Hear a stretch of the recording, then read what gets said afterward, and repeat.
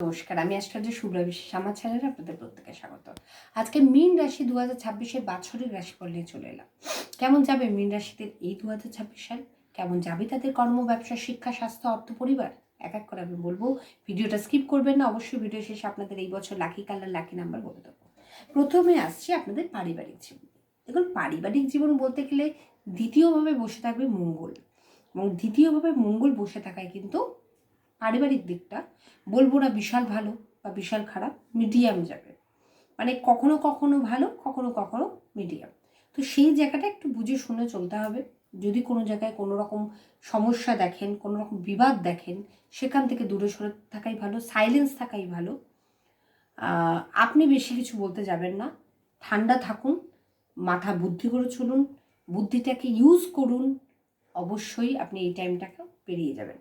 কারণ এটা মাথায় রাখতে হবে, কিন্তু 7.5 চলছে, 7.5টা চলছে, এটা যদি মাথায় রাখেন তাহলে কিন্তু আপনি সমস্ত জিনিসটাই বুদ্ধি দিয়ে পেরিয়ে যেতে পারবেন। এরপর শিক্ষা। দেখুন, শিক্ষার ক্ষেত্রে বলতে গেলে কিন্তু জুন অবধি শিক্ষাটা কিন্তু অতটা ভালো নয়, ঠিক আছে? আপনাকে একটু বুঝে চলতে হবে, একটু আপস অ্যান্ড ডাউন যাবে, এবং এই টাইমটা একটুখানি প্রতিকূলতা, একটুখানি স্ট্রাগলিংয়ের মুখে আপনাকে পড়তে হবে, স্ট্রাগল করতে হবে, তবে গিয়ে কিন্তু আপনি সাকসেস পাবেন। একটা কাজ হয়তো বারে বারে করতে হলো, একটা জিনিস বারে বারে করতে হলো, এটা হবে। মন কাজ, পড়ায় মন বসবে না, কনসেন্ট্রেশনটা থাকবে না, মন ডাইভার্ট হয়ে যাবে, এইগুলো হবে, ঠিক আছে? এগুলো আপনি বুঝে যাচ্ছেন যখন, আপনি তাহলে সেইভাবে চলবেন না। যখন জেনে যাচ্ছেন সেইভাবে আপনি না চলে বেশি বেশি করে পড়ার চেষ্টা করুন, কনসেন্ট্রেশনটা রাখুন, পড়ার প্রতি একটা ভালোবাসাটাকে, গ্রোথটাকে তৈরি করুন। অবশ্যই আপনি কিন্তু পড়াশোনার একটা জায়গা অবশ্যই দেখতে পাবেন। জুনের পরের যে টাইমটা হবে, জুনের পর থেকে যে ডিসেম্বর মাস অবধি, এই টাইমটা কিন্তু গুরুর স্থিতি ভালো, গুরুর অবস্থান ভালো থাকায় কিন্তু আপনি ওই টাইমটা আবার শিক্ষার ক্ষেত্রে কিন্তু একটা ভালো ফলাফল আপনি দেখতে পাবেন, একটা ডেভেলপমেন্ট, একটা উন্নতি, একটা সাকসেস অবশ্যই দেখতে পাবেন। সেই সময় পরীক্ষা দেওয়া থাকলে এই টাইপের রেজাল্ট বেরোলে একটা উত্তীর্ণ হওয়ার যোগ অবশ্যই দেখতে পাবেন। কম্পিটিটিভ এক্সামের ক্ষেত্রেও তাই। কর্মের ক্ষেত্রে বললে ষষ্ঠভাবে কেতু থাকবে। ষষ্ঠভাবে কেতু থাকে কী হবে?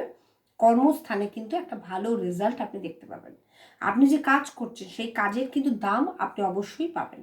জুন থেকে অক্টোবর মাস, জুন থেকে অক্টোবর মাস বৃহস্পতির পঞ্চম ভাবে দৃষ্টি বা পঞ্চম ভাবে অবস্থান কিন্তু আপনার ভালো ফল কর্মের ক্ষেত্রে আপনি কিন্তু পাবেন, ঠিক আছে?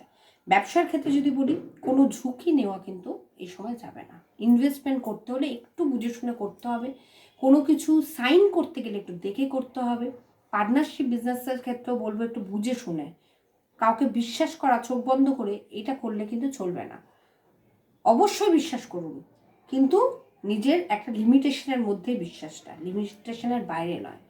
চোখ মুখ মানে সব কিছু খোলা রেখে, পঞ্চেন্দ্রিয়কে খোলা রেখে সজাগ করে আপনি চলুন, তাহলে এটা আপনার জন্য বেস্ট হবে। এবং প্রথমের দিকে যে প্রথমে অবস্থিত যে শনি, উনি সপ্তমভাবে দৃষ্টি দেবে। ফলে কী হবে? ব্যবসায় কিন্তু একটু নেগেটিভিটি আপনি দেখতে পাবেন, একটু মন্দা, একটু খারাপ, এগুলো দেখতে পাবেন। কিন্তু এটা মনে দুঃখ পাওয়ার কোনো ব্যাপার নেই। আগে থেকে যখন জেনে যাচ্ছেন, আগে থেকে তো আপনি সচেতন হয়ে যাচ্ছেন, তাহলে তো এটা ঘটবে না। এই জায়গাটাকে আপনিই আটকাতে পারবেন, আপনি বুঝে গেলেন, সেইভাবে আপনি চলুন, তাহলে তো আর প্রবলেমটা আসছে না, না? এরপর হচ্ছে অর্থ, ফিনান্স। জুন থেকে অক্টোবর মাস, এই সময়টা কিন্তু সব থেকে আয় বৃদ্ধির সময়, জুন থেকে অক্টোবর মাস। দেখুন, বছরের কোনো পুরো বছরটাই যে আমাদের ভালো যায় কখনো হয় না। তার মধ্যে কিছু সময় কিন্তু একটা নেগেটিভ থাকে, কিছু সময় পজিটিভ থাকে। তো পজিটিভ নেগেটিভ এই দুটো মিলিয়েই কিন্তু একটা বছর, ঠিক আছে? জুন থেকে অক্টোবর মাস এই টাইমটা বেশি ভালো বলবো, কারণ এই টাইমে আয়টা বাড়বে অন্যান্য সময়ের তুলনায়। প্রেমের ক্ষেত্রে বললে রাহু কেতুর একটা প্রভাব কিন্তু আপনি দেখতে পাবেন। রাহু কেতুর প্রভাবে কী হবে? প্রেম জীবনে কিন্তু একটু নেগেটিভ প্রভাব ফেলতে পারে। একে অপরের প্রতি সন্দেহবাদিকতা, একে অপরের থেকে দূরত্ব, মানসিক দূরত্ব, এগুলো কিন্তু তৈরি হবে। এর ফলে কিন্তু প্রেম জীবনে ফাটল এগুলো কিন্তু ধরতে পারে।